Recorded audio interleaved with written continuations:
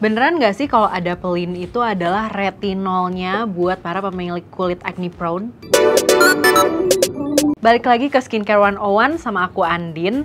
Kalau biasanya kita ngomongin tentang anti-aging ingredients, pasti yang terlintas pertama kali itu adalah retinol. Cuma dengan udah meningkatnya nih awareness buat pakai produk-produk biar aging gracefully gitu ya, banyak juga yang pingin cari alternatifnya dari retinol. Misalkan karena concernnya itu kulitnya acne prone, atau mencari yang risiko iritasinya itu lebih rendah. Nah, makanya mulai bermunculan nih, sebenarnya udah lama ya, cuma kayaknya baru familiar lagi, yaitu adalah adapalene. Jadi kita hari ini akan bahas tentang adapalene. Apa sih adapalene itu? Jadi sama kayak retinol, adapalene itu juga merupakan bagian dari retinoid atau turunan vitamin A. Nah, kalau dari hasil aku baca-baca, jadi adapalene ini adalah generasi ketiga dari retinoid yang emang diformulasikan dengan mengkonsiderasi orang-orang yang kulitnya itu acne prone gitu. Kerjanya emang mirip-mirip sama retinol, yaitu untuk mempercepat cell turnover biar sel baru yang lebih sehat itu muncul ke permukaan kulit. Tapi adapalene ini juga punya benefit lain, benefit tambahan, yaitu untuk mengatasi komedo dan juga masalah pori-pori tersumbat. Kelebihannya apalagi sih kalau dibanding sama retinol? Nah, adapalene ini adalah kandungan yang lebih stabil gitu ya dibandingkan retinol.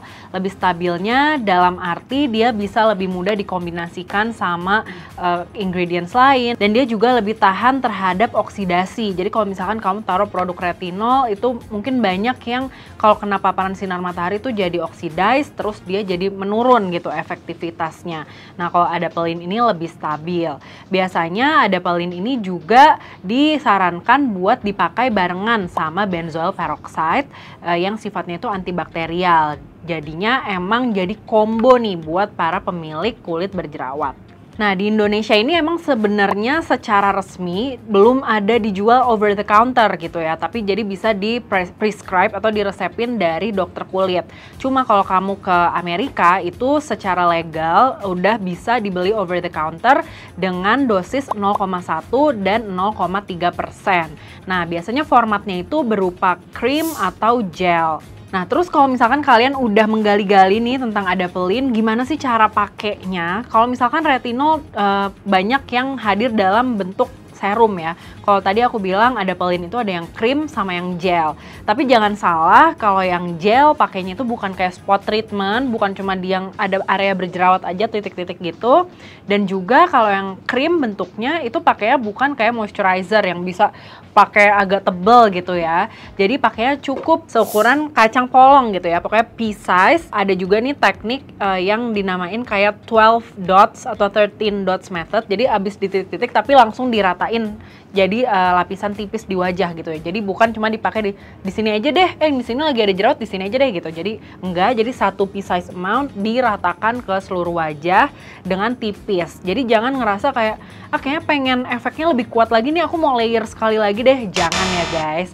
Dan dipakainya itu di malam hari aja. Kenapa? Karena sama dia masih kelompok retinoid, tentunya juga ada efek samping berupa photosensitivity.